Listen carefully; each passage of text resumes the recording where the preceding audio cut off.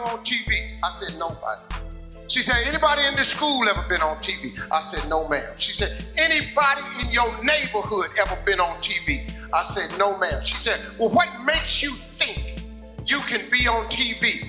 And she crushed me. I'm going to try to share with you what I've learned in my lifetime. All the difficulties, all the ups and downs, all the mistakes, everything I've learned from it. I'm gonna just put it in a condensed package. 6th grade now, 1968, I'm 10. They sitting up there and people started standing up. Brenda wants to be a doctor.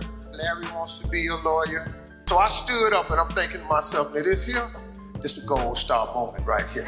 Oh yeah, this is the day I've been waiting on. I'm gonna get recognized for the brilliant cat that I am.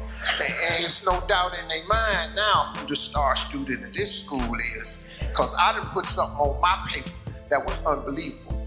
Because nobody had wrote on their paper, I want to be on TV. I get up in front of the class, she said, what did you write on your paper? This is big. I said, I want to be on TV. She said, why did you write that on your paper? I said, because that was our assignment for today. She said, and what made you think you could write such a thing on your paper? Who do you know on TV? I said, nobody. She said, anybody in this school ever been on TV? I said, no, ma'am. She said, anybody in your neighborhood ever been on TV? I said, no, ma'am. She said, well, what makes you think you can be on TV? And she crushed me. I said, I don't know, but that's what I want to do.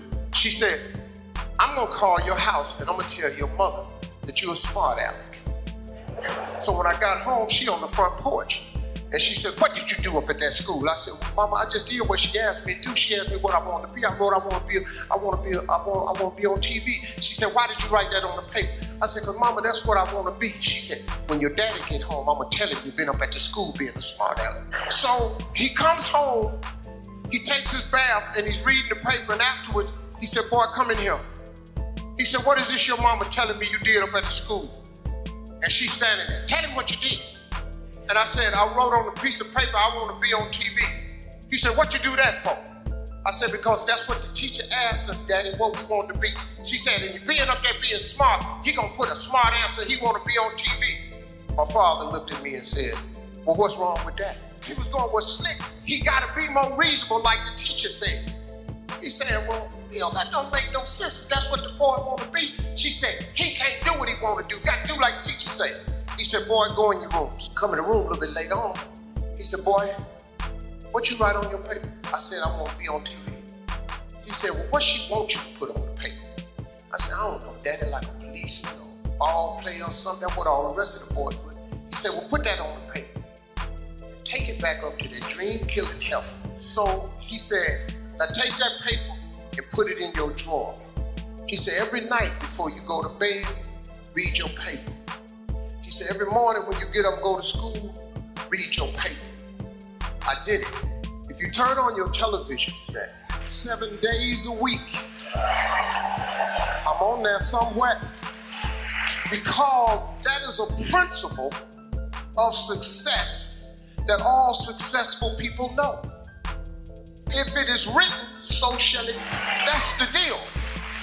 If you don't have what you want in life, just check yourself. Is it written anywhere? Have you wrote it down? Have you claimed it? Have you laid it into faith? Have you willed it into existence? Has it become a law? Did you write it down? If it ain't written down, what you want?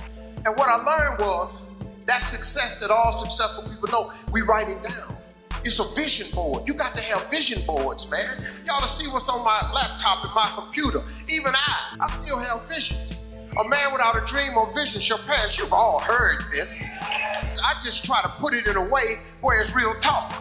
See, writing it down makes it doable. If you go through a school zone doing 35 miles per hour and the police stop you and a truck was blocking the sign that said 20 miles an hour, guess what? You still get the ticket. You know why? Because it's a written law. They put it into law. They wrote it down. The fact that you ain't read it, the fact that you didn't see the sign, tough. It's written. 20. You break the law, 20. You got to write it down. That's an important thing. See, here's a cold thing I learned. You got to fix your mindset. You change that. The moment you change your thought, your attitude determines your altitude. The moment you change your thought is the moment you change your existence. A flea is the smallest insect, one of the world's smallest insects.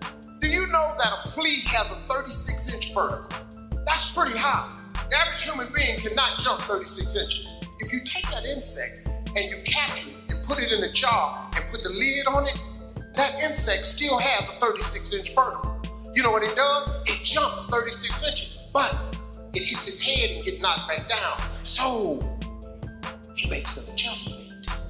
Since I'm getting knocked back down, I'm not gonna jump my full potential. I'm just gonna jump just enough so I don't get knocked back down. If you get another flea and capture it, the flea goes into the jar. The flea again, another flea, has a 36-inch vertical. But because he's in the jar and he's seen what happens when he hits his head and he gets knocked back down, he duplicates what he sees the other flea doing.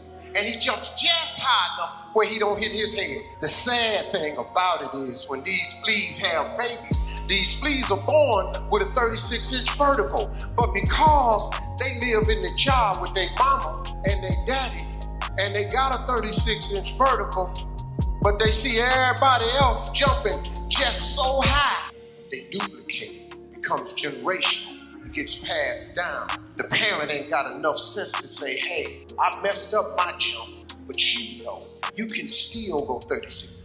Your brain is your lid. If you take the lid off, the potential in every one of us is expansive. It's unbelievable. Imagination is everything. It's the preview to life's coming attractions. You know what that means? Everything was once a thought. That's what that means. Let your imagination go. Open up your mind, trip a little bit. The Wright brothers were sitting around one day and said, hey, I want to fly like a bird. So people said, come on, man. Tell what this dude just said. Tell them what you just said. I'm going to fly like a bird. I flew in here today. If imagination is everything, why not use yours? The possibilities in your life are endless, man. In order to be successful, you have to jump. It's like you stand on the edge of a cliff. In order to be successful, you got to jump. Everybody in here has to jump. If you don't jump, you can't be successful. The problem is, when you jump, you don't know if the parachute is going to open. So fear freezes you. Fear of failure, you've all heard all this stuff. I just have a different way. The fear of failure is the number one cause of failure. It freezes you. But let me explain something to you. If you don't jump, here's the one thing that's guaranteed. When you jump, you don't know if your parachute will open. But here's a fact. If you don't jump, it ain't opening for sure. It don't open at all. There's no chance of you enjoying the ride. But now here's the deal when you jump. Listen to this. I'm gonna tell you this. It ain't gonna open right away. I promise you that. When you jump, it's not opening right away. Oh, you're gonna get cut up because the parachute is not going to open right away. But see, and your parachute is success. Success. When you experience success, it opens the parachute. And now that fall is now a ride. It's an incredible ride. Your view is different. You see people on parachutes in the air all the time. You see them on TMZ. You cut on TV shows and watch people live their life. Stop watching people live a life you could be living. Jump. Jump. You got to jump. What you waiting on? It's safe right here, but it ain't about nothing right here. Living is different from existing. If you want to live, you got to jump. Just jump out there. But you got to jump. You got no life standing on this cliff, looking over, looking at everybody fly by, soar through the air like birds. You got to jump, man. That's the cold part. You got to jump. If you ain't never jumped, you don't even know if your chute works. You got to jump. You don't jump, go sit there. Parachute on your back, safe. You good? You existing? I chose to jump.